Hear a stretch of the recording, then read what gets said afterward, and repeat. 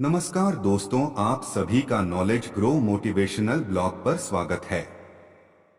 दोस्तों, आज के इस आर्टिकल के जरिए मैं आपके साथ गौतम बुद्ध की प्रेरक कहानियां हिंदी में शेयर करने वाला हूं, जो आपको आपके जीवन में सफलता प्राप्त करने में बहुत मददगार साबित हो सकती है।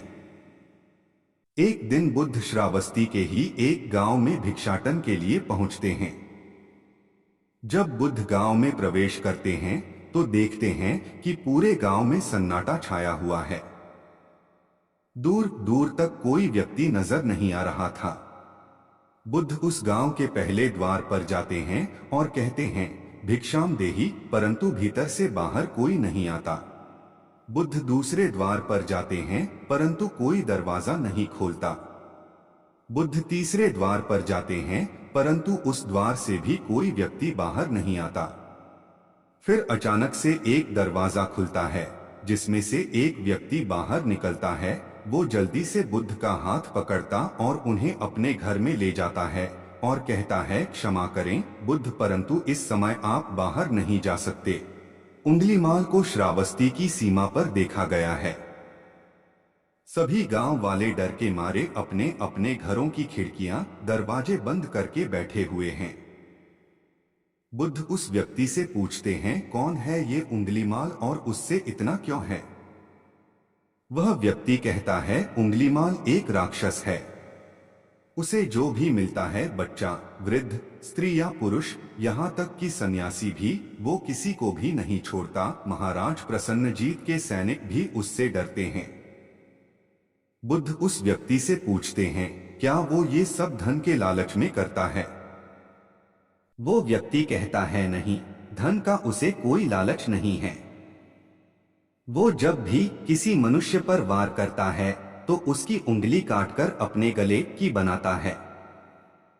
इसलिए उसका नाम उंगली माल पड़ गया है। और सुना है कि जब उसके गले की माला में 100 उंगलियां पूरी तो उसकी विनाशक शक्तियां और भी ज्यादा बढ़ जाएं।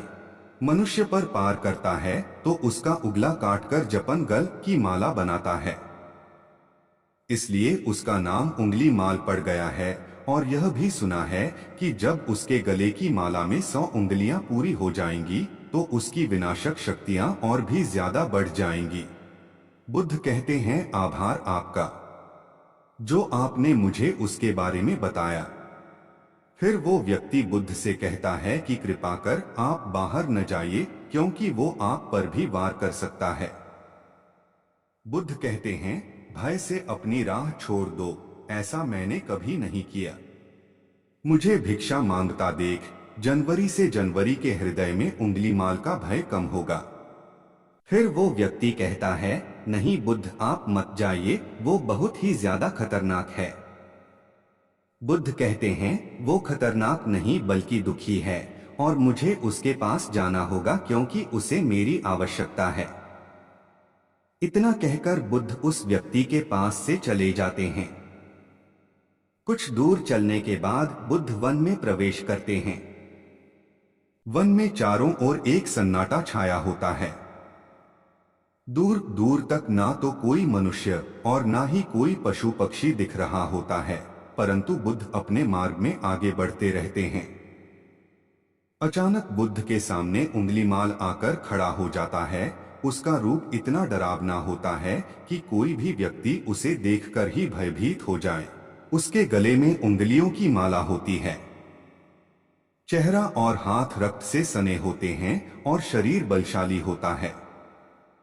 उसका रूप इतना भयानक होता है कि किसी भी साधारण व्यक्ति के प्राण तो उसे देखते ही निकल जाएं। बुद्ध पर उंगलीमाल के इस डरावने रूप का कोई भी असर नहीं होता। दोस्तों, यह कहानी आपको थोड़ा सा भी पसंद आई हो तो चैनल को सब्सक्राइब कर ले, अगर पेज पर है तो फॉलो कर ले।